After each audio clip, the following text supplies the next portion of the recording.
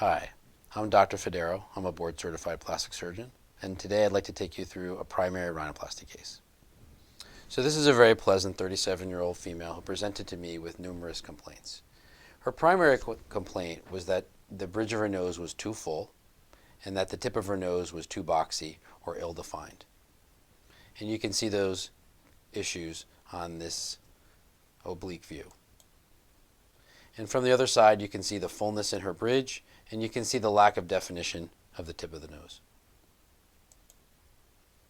And from the side view, you can see the clear bump.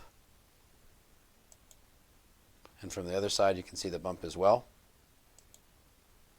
What made her case a little bit unusual was that she complained of fullness in the left side of her face as compared to the right. And when you examine her, the bone on the left side of her face was actually more prominent than on the right-hand side. So a CT scan was obtained, and what it showed was that the bone was normal in appearance, but abnormally positioned. So she didn't have a tumor or any unusual condition. She just simply had a cheekbone that was more forward than the other side.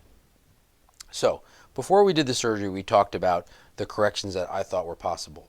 I told her that I could straighten her nose, that I could remove the bump from her nose, and that I could give her a more refined tip.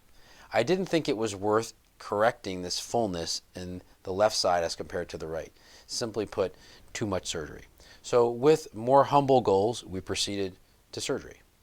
So here she is after surgery, and I was able to give her a nice smooth bridge, so she doesn't have that little bump anymore, and the tip is more well defined. Here she is from the other side with a very smooth profile when compared to the pre-op pictures. And then on the oblique view, you can see a very pretty dorsum, and you can see a more refined tip. And when the light hits the tip of her nose, it has an overall better shape.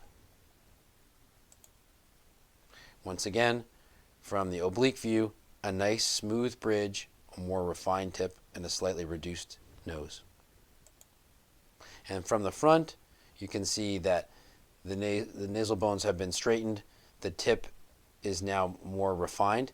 She still has some asymmetry with the left side compared to the right, which we talked about before her surgery, and we felt that correcting this would require more extensive surgery than was really warranted. So she's happy with the result. She has better breathing, and she likes the way she looks. This is a representation of the surgery that I performed for this young woman. And in simple terms, tissue was removed and added simultaneously.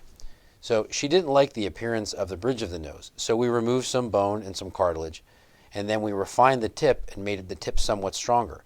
What happened after taking down the bridge and refining the tip was that we were actually left with a little depression. So in this case, I actually added a little bit of cartilage to this portion of her bridge to create a nice smooth transition. In years past, rhinoplasty surgeons would have removed this tissue, made some changes to the tip, but that would have given her an overly scooped appearance, and that's not what we're trying to achieve here. This is a representation of what was done to the bones. Now, we recognize that her left side was fuller than the right. So the compromise that we made was that I did more work to the bone on the left side than the right. So I tried to improve the overall symmetry of her face, and we did achieve that.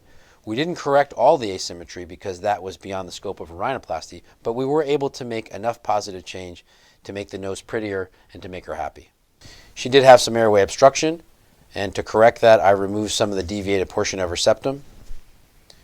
Often when the nose is excessively large, I can remove a small bit of tissue from the nostril, and that can make the nose smaller and more elegant as well.